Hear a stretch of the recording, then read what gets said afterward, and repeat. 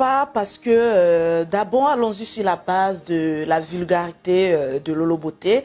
Alors ce que les gens disent tantôt de la vulgarité de Lolo Beauté, c'est parce que je dis haut ce que les gens pensent bas.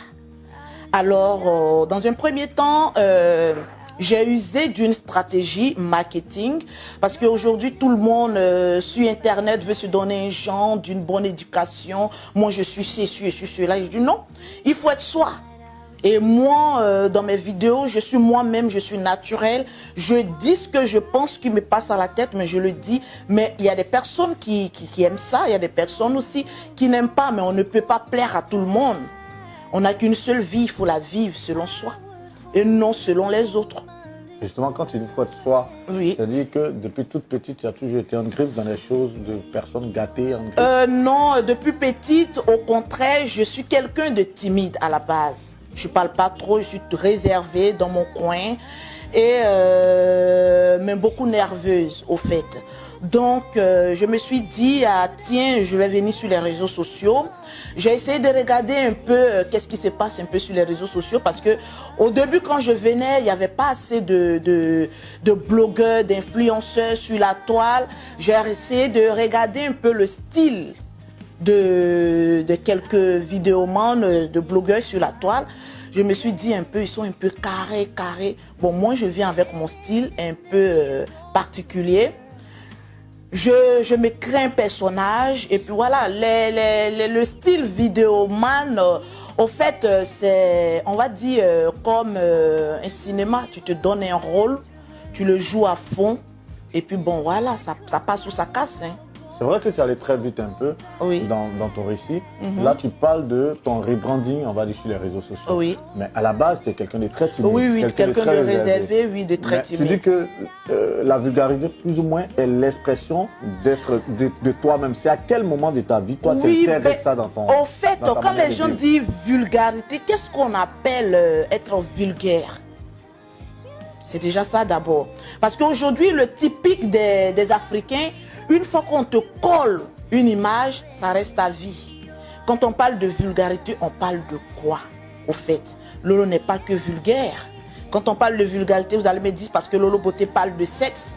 Bon, pour ça, c'est une vulgarité. Alors, c'est que tout le monde est vulgaire, alors.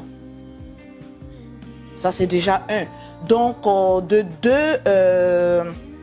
moi, pour moi, je ne dirais pas que je suis vulgaire, mais je suis quelqu'un de vrai. Au fait, je dis ce que les gens n'osent pas dire. On va pas en faire tout un débat, justement, mais on va revenir à la journée consacrée aux femmes. Oui. Est-ce que tu connais Constance Yahi? Non. Tu la connais pas? Non. Justement, c'est une dame qui s'est battue dans les années 2000 pour les droits des femmes en Côte d'Ivoire. Oui. Et donc, si toi, d'abord, elle a été ministre. C'était dans les années 90 qu'elle a commencé déjà à travailler une ONG. Et en 2000, elle a été ministre. Et si toi, tu étais, par exemple, ministre de la promotion de la femme en Côte d'Ivoire, à la faveur de la journée des femmes, quels sont les droits pour lesquels tu te battrais, par exemple? Je dirais d'abord, parce qu'avant de parler de droits, il faut d'abord... il faut être... d'abord, on parle de droits, je parle de... une femme indépendante, j'irai sur cette base. Parce que si je devais parler aux femmes ce 8 mars, je leur dirais tout simplement qu'avant de parler de droits, il faut être d'abord une femme indépendante. Parce que c'est bien vrai, on réclame beaucoup de droits. Oui, la femme a droit à ça, on doit... Mais écoute, toi-même, tu te donnes quelle valeur d'abord? Parce que la valeur qu'on réclame aux autres, il faut quand même toi-même essayer d'imposer cette valeur-là. Et pour moi, la valeur d'une femme, c'est celle qui est indépendante.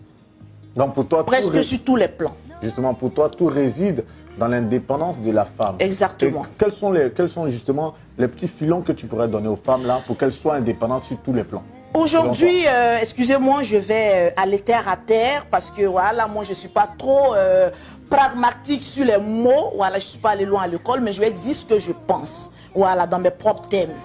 Parce qu'aujourd'hui, les femmes aiment, oui, on parle de droits, la femme a beaucoup de droits, mais tu fous rien. Tu ne fous rien. Et je le dis et je reste constante. Une femme qui ne fait rien, qui ne veut pas se prendre en charge, alors ne nous parle pas de droit. Tu n'as aucun droit. Ton premier devoir, ton droit que tu dois avoir, c'est d'être indépendante, mais d'abord même financièrement. Donc c'est de dire aux femmes, au moins de faire quelque chose de leurs 10 doigts, qui va leur rapporter de l'argent, mais de manière honnête.